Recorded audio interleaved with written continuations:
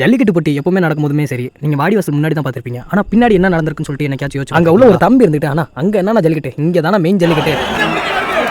ஐயோ ஐயோ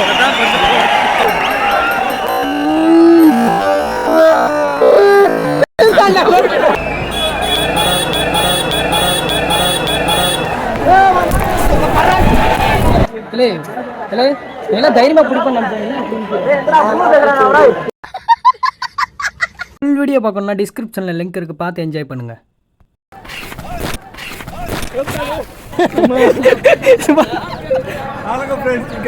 பயமா இருக்கு ஃப்ரெண்ட்ஸ்.